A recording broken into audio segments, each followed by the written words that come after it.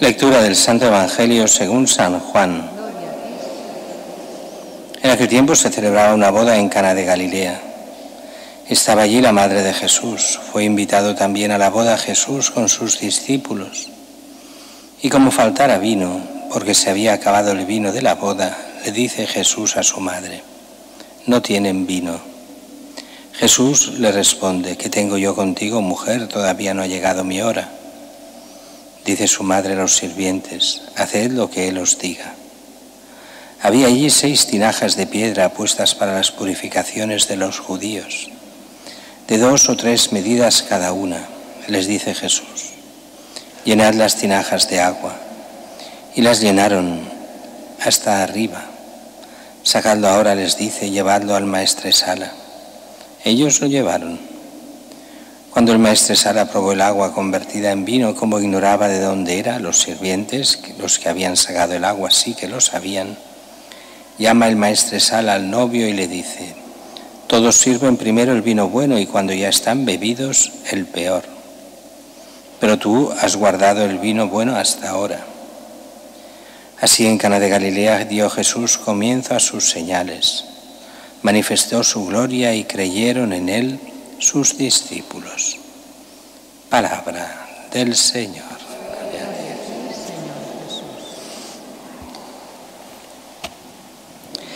Celebramos hoy esta fiesta, decimos, de la Virgen de la Merced, de este inicio del siglo XIII, donde había ese problema enorme que eran los musulmanes, que no solo es que habían invadido buena parte de la península, casi entera. Es verdad que eso ya hacía siglos y había una buena parte ya reconquistada a los musulmanes y se estaba en plena reconquista. Pero el problema era también sobre todo las naves piratas de los musulmanes. Eran típicos como se llevaban prisioneros, asaltaban y se llevaban esclavos a la población cristiana. De hecho, aquí en Cataluña todavía se ve todas las torres de guardia que hay en el Maresma, que eran precisamente para esto, para detectar los barcos de los musulmanes. Todavía hoy se nota todos estos pueblos de la costa de aquí de Barcelona, Premià de Dalt y Premià, o sea, de arriba y de abajo, la ciudad de arriba y la de abajo. Todos, ¿por qué? Porque muchos huían de estar viviendo junto al mar y tenían muchos hasta la doble vivienda, arriba y abajo, y cuando venían los piratas musulmanes se iban. Cuando daban la voz de alarma, se iban al pueblo de arriba y allí se parapetaban. Y los otros, si se parapetaban bien, no se atrevían a atacar al pueblo de arriba, pero robaban y se llevaban a todos los que encontraban en el de abajo, en el del mar. Bueno, ante esto encontramos a Pedro Nolasco, este catalano francés, que los padres han muerto jóvenes, que tiene dinero, y se va en rescate a Valencia. En Valencia era todavía musulmana, pero será por muy poco tiempo, porque pocos años después será conquistada por el rey de Aragón, y va allí con dinero a rescatar y comprar esclavos. Y rescata unos 4.000 esclavos. Uno diría 4.000, bueno, son, pero no tanto. Para la época era muchísimo. Pensad que Barcelona en ese momento tenía 40.000 habitantes. O sea, era el 10% de la población de Barcelona en aquella época. Y con eso los rescata o los devuelven aquí y con eso acaba su fortuna. Se gasta todo lo que tiene en ese rescate de esclavos.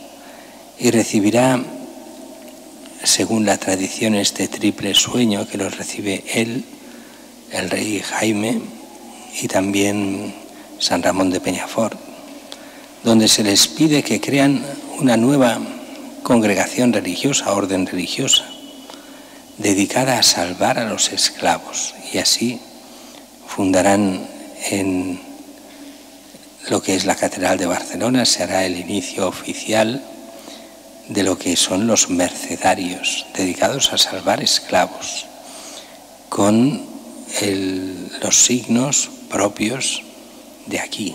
Por una parte, el signo de los mercedarios, que es la bandera catalana del rey Jaime, y la cruz de Santa Eulalia de la catedral, y casi con la cruz y la bandera, y esa será lo que después en la Edad Moderna es la Cruz Roja. Era el signo de los mercedarios. Durante siglos podían pasar en medio de las batallas y los musulmanes los respetaban, y también los católicos, porque iban para canje de esclavos, para curar a los enfermos, para tratar lo que hiciese falta. Y ese signo fue lo que después, inspirado en eso, se hizo la Cruz Roja muchísimos siglos después. El caso es que ellos se dedican a ir a buscar a los esclavos, a comprar esclavos para liberarlos, esclavos cristianos. Y después pasa lo que pasaba cuando no había dinero, ellos mismos se entregaban a cambio de esclavos. Y eso llevó a muchos martirios, a que a muchos los llegasen a matar, muchos se quedasen allí como esclavos, y con su tenor de vida, de santidad de vida, de tantos de ellos, pues llegaron muchísimos a los altares. Y decimos, es de las congregaciones, si no la que más santos ha tenido, al menos sí, en aquellos siglos XIII, XIV y XV.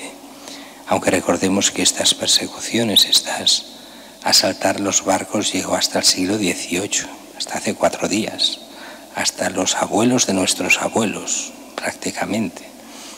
Ya hasta esa época llegaron toda esta piratería mora que iba haciendo esclavos por toda la costa mediterránea.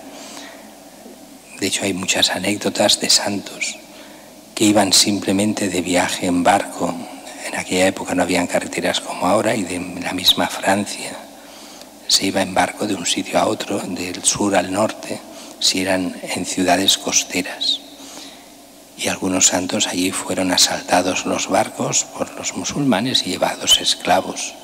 Gente importante, incluso algunos santos que fueron después, bueno, en este caso no fue rescatado uno de los santos, sino fue vendido como esclavo. ¿Y quién lo compró? Lo compró un ex franciscano que había perdido la fe, lo había perdido todo, y se había ido a Argel.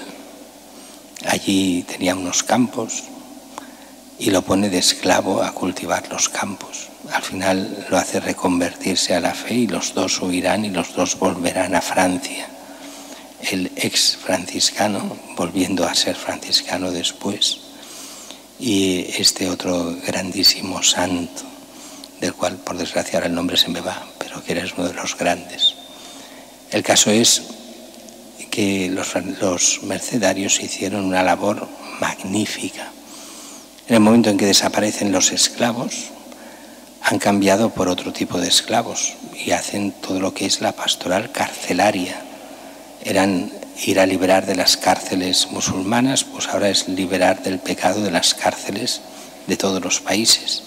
Y así la pastoral también en Barcelona, de las cárceles la llevan los mercedarios, y en algunos casos con magníficos frutos. Como siempre hay de todo en las cárceles, pero también hay conversiones, y ha habido conversiones muy grandes en estos últimos años, de gente que ha vuelto o que ha obtenido la fe gracias a esa pastoral de los mercedarios. Hay de todo, como en todas partes, en las cárceles, pero también hay gente que sale y sale transformada. No todos, por desgracia, pero algunos sí. Desde el siglo pasado, ya el siglo XIX, se celebra de forma especial, aunque en realidad la Virgen de la Merced es mucho más antigua. Es desde el siglo XVII, es la patrona de Barcelona, pero fue coronada en el siglo XIX, y sobre todo a partir de la desamortización, cuando los gobiernos liberales, que siempre todos los gobiernos liberales son iguales, libertad, libertad, van diciendo, pero quedándose todo lo que no es de ellos. Y así pues asaltaron todas las iglesias de los religiosos, se las quedaron todas el Estado, vendió todo lo que era de los religiosos. Pero hubieron algunas iglesias que nadie las quería, se quedaron todo lo de las iglesias, lo que había en las iglesias, lo que había en los edificios adyacentes, todo lo que eran los campos, los jardines, todo eso se lo quedaron y lo malvendieron.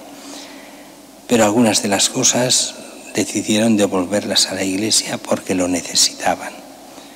Una era la Virgen de la Merced, se quedaron con todo lo que era la Basílica de la Merced y el gran convento.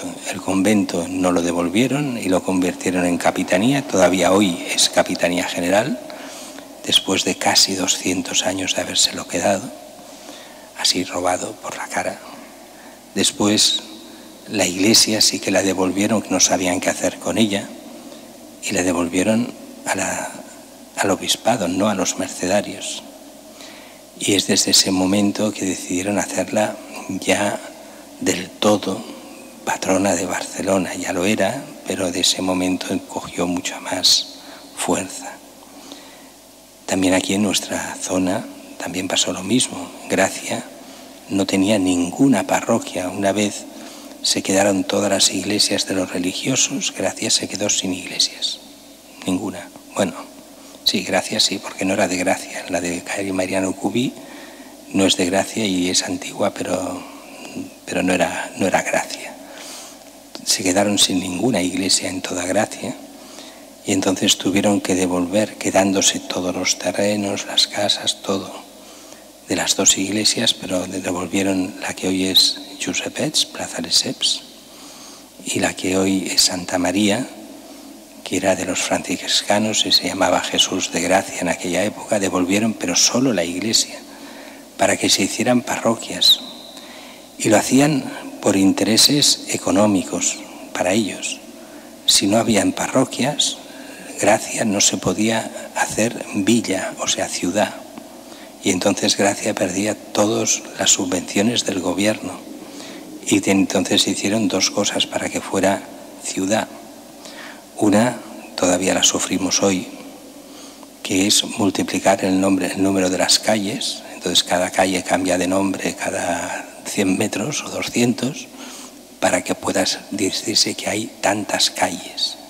Y la otra es poner esas dos parroquias, dos iglesias, para que sean parroquias, porque si no hay parroquia tampoco podía ser ciudad. Y así fue la historia de todas estas cosas, de los carmelitas y franciscanos que tanto bien hicieron aquí, que fueron expulsados por los liberales. Mucha libertad para ellos, pero no para la Iglesia ni para los demás. Esos son los gobiernos de siempre liberales. Para nosotros, la Virgen de la Merced nos vuelve a mostrar una y otra vez el problema de la esclavitud. ¿Y la esclavitud cuál es el problema de fondo? ¿Por qué era tan importante la Orden de la Merced? ¿Solo porque rescataba esclavos? No, sino por lo que significaba rescatar esos esclavos, que podían perder la fe en manos de los musulmanes, perder la fe, perder la esperanza y perder la caridad. El rescate los llevaba de nuevo a la fe, a poder vivir de verdad la fe y vivir la salvación que Dios quiere. Y la Virgen de la Merced hace lo mismo hoy con todos sus devotos. Lo que nos quiere es apartarnos de la esclavitud del pecado, de la esclavitud del mal. Y lo hace intercediendo ella ante nuestro Señor. Y por eso nos ponen hoy este Evangelio. La Virgen que intercede. Y intercediendo por los novios, que no hay vino. Jesús se ve obligado a actuar. No ha llegado mi hora. Haced lo que os dice. ¿Quién manda aquí? La madre de Jesús. Así de claro. Y Jesús actúa y hace a las órdenes de su madre. Por obligación no, por amor a su madre, como es lógico, y hará lo que ella diga. Aún más ahora, ante el pecado de los hombres y necesidad de salvación, la intercesión de María, que también hace que Jesús actúe. Por eso el cristiano es mariano. No porque el importante no sea Cristo, Cristo es el importante, pero es por medio de María que María intercede por todos nosotros para que Él vaya actuando. Por eso es tan importante pedir esa intercesión a María para que realmente lleguemos todos a la salvación que Cristo nos da.